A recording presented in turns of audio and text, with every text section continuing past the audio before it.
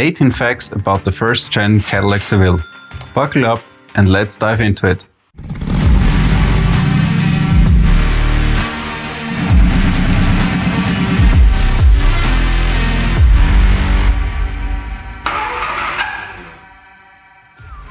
Fact number 1. Model year versus production year. The first-gen Cadillac Seville was introduced in May 1975 as a 76 model.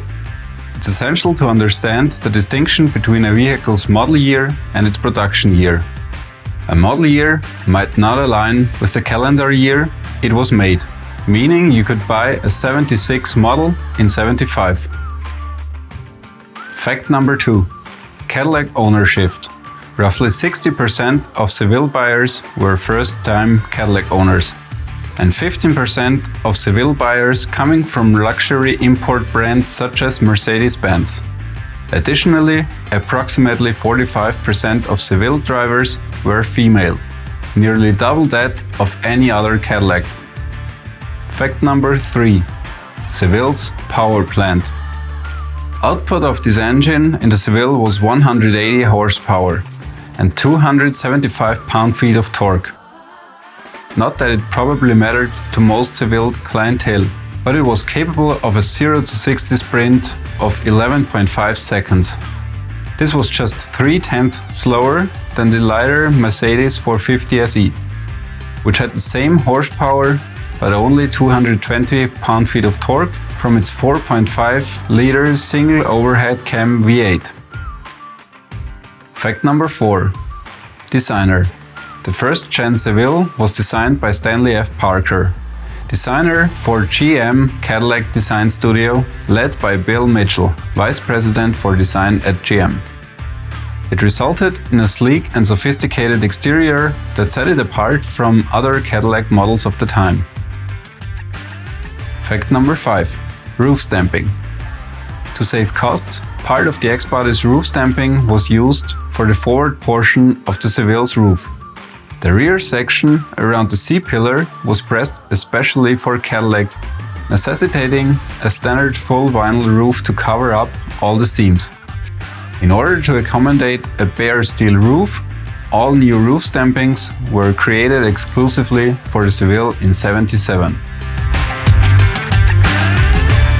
Fact number 6. Engine update. In the first years, the valve covers were mounted with 10 bolts each. Later, only 5 bolts were used. The engine block had thinner walls and windows on the main bearing struts.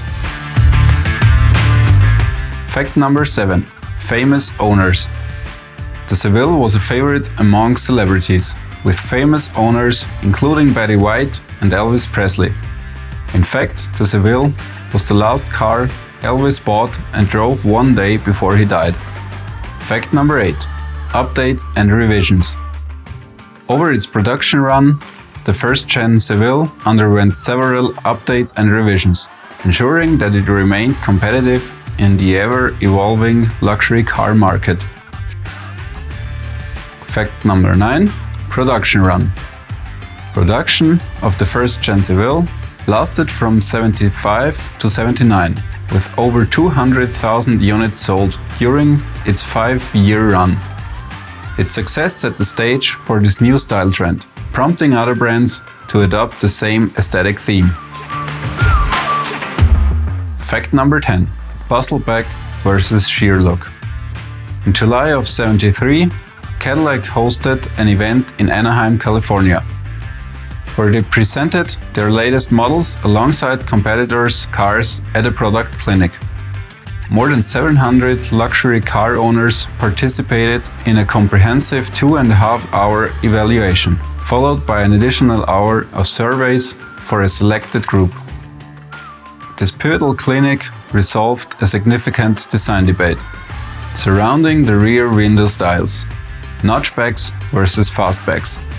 GM designers were pushing hard for a fastback design, despite concerns that it might compromise Cadillac's pursuit of an exquisite aesthetic over flashy trends. The shouting sessions over this issue, lasting up to 4 hours, became the stuff of legend. as recounted by Chief Engineer Mr. Robert Templin. Ultimately, the notchback design prevailed, thanks in part to the observations and reactions of participants at the Anaheim clinic. Cadillac's marketing director, Gordon Horsberg, cited these reactions as a crucial factor in his decision to go with the notchback design for production. I prefer the notchback design over the Busselback too. In my opinion, it exudes timeless elegance. Fact number 11. Wheel bolt circle. The first year cars used a 5 by 4.75 inch wheel bolt circle, but later years were upgraded to a 5 by 5 inch circle. Fact number 12. X-body to K-body. The first gen Seville is based on the Nova X-body architecture, which is based on the second gen Camaro F-body architecture. In the end, there were enough changes made, like stretching the wheelbase from 111 inches to 114.3 inches, or modifications to the suspension and body mounts, such as a hydraulic damper on the steering column and bumper mounts, front and rear sway bars for a smoother, more Cadillac-like ride.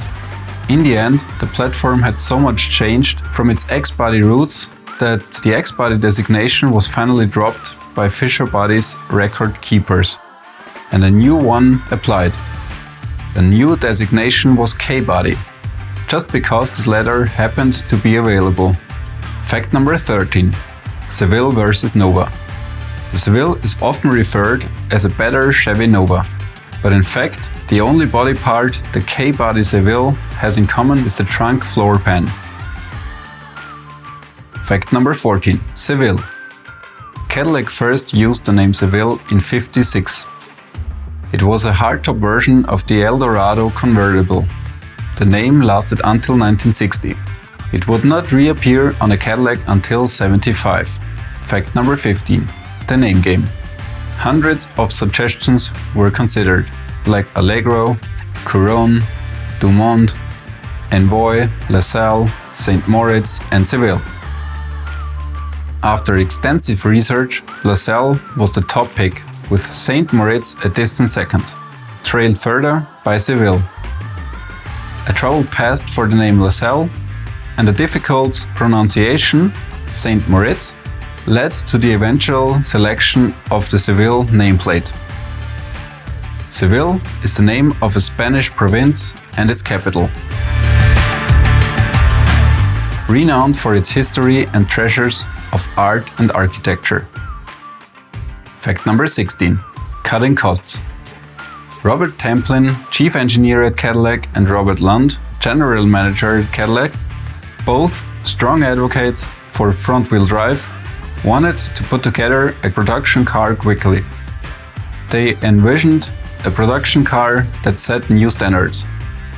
The front subframe setup gave them the opportunity to create a front-drive car based on the architecture of the Eldorado, but smaller. Their vision included standard fuel injection and a stretched wheelbase. However, the unfeasibility of tooling costs and time constraints hindered their plans for making such a unique model, a puller rather than a pusher. The existing front-wheel drive hardware proved too large, and new development costs were astronomical. Their effort for independent rear suspension was also snuffed by cost-to-benefit considerations. Fact number 17. Original price tag. The car missed its roughly $8,000 original price target by over 50%, setting at a base price of $12,479. And finally, fact number 18. Nova. The first model name in each X-body's derivative in GM's divisions spelled out Nova. Nova from Chevrolet, Omega from Oldsmobile, Ventura from Pontiac, and Apollo from Buick. Do you have more facts? Comment down below and let me know. Thanks for watching. Until next time, drive safe and take care. Grüß euch.